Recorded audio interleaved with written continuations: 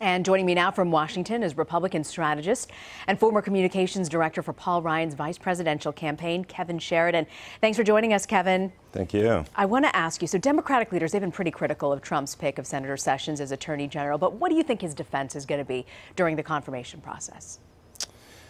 Of Sessions, I think they're gonna have to make the case against him if those statements are really going to be relevant to his service. But I think he's got a long history of prosecuting the leader of the KKK in Alabama, and he's got a long, distinguished record in the Senate. So I think he'll probably pass. Democrats are going to try and make this an issue, but I think it's more likely than not that he'll get through the Senate. Senators usually confirm their own. And he's got good bipartisan relationships in the Senate. So I think Joe Manchin's already come out and said he would support him, the Democrat senator from West Virginia. So I think there will be opposition. There will be a media narrative around this. But I do think Sessions will get through. But does it really matter, Kevin, the fact that both Congress, both houses, the Senate and the House, are both heavily Republican now? I mean, isn't it pretty easy for these guys to get through? Yeah, and Donald Trump came in and he swept, the House and Senate and governorships and state legislatures in with him. So he has a real mandate now to pick who he wants. And, new presidents generally get their picks, the ones they want anyway. And these are the guys who campaigned with him. It should be no surprise of who he's picking, because these are the people he featured at his convention. These are the people who went out on the stump for him. And they largely were elected along with him. And so it's no surprise. It should be no surprise to anybody that this is who he was going to pick. Now, the question is whether or not he goes beyond that and he starts talking to other people from outside of his core inner circle group.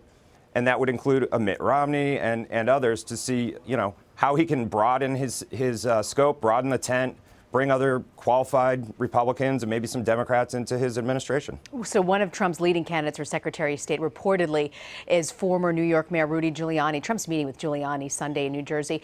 What are Republican insiders saying about this Giuliani potential pick? Yeah, and he's one of the very first endorsers of Trump, one of the main voices on the trail for him. And he's a very qualified guy. He's become much more vocal in later years, and so he's gotten some criticism for that. But he's a very good. I mean, he was a prosecutor. He was a very successful mayor of New York. I mean, there's the pre-Giuliani New York and post-Giuliani New York, and anybody that grew up in the 80s and 90s and remembers what New York used to be like before Rudy Giuliani knows that he's a very competent, very qualified, very smart guy. So he's going to have. I think he'll be a part of the administration. I don't know whether or not it's Secretary of State. It's anybody's guess right now. We're just kind of trying to read the tea leaves. He's got a series of meetings this weekend. Mitt Romney's one of those. Rudy Giuliani will be another. Michelle Rhee for education might be one. General Mattis for defense is a really interesting choice. So yeah. We're starting to see it come together. Well, talk to me about Mitt Romney. There was some buzz that he might be picked as Secretary of State. Oh, boy, it was contentious between the two of them. How does he go about possibly bringing him into the cabinet? Well, I think it's a really good sign. Look, they both said pretty harsh stuff about each other, so it wasn't one way.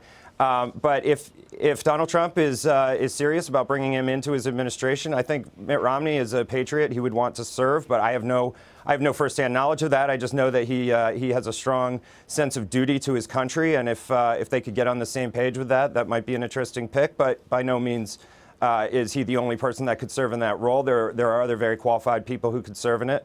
There's a lot of white, middle-aged men who have been picked as cabinet members and people that names have been buzzing. But one person he's meeting with today is Michelle Rhee, former chancellor of the Washington, D.C. public school system. She's Asian. She's a woman. We're hearing a lot about how there aren't women or minorities being discussed for positions. What do you make of that? Well, let's let him get his picks. I mean, he's only had 3 real picks so far, and I think by the end of this process, he'll have women and minority and all sorts of different demographics represented. So let's let the process play out. But she's really a very smart. Kevin, really the only names we've heard: Nikki Haley from South Carolina and Rhee. Those are sort of the only women that have kind of been floated out. I mean, obviously there's Kellyanne Conway, but when you're talking about minorities and women, we're not hearing any buzz.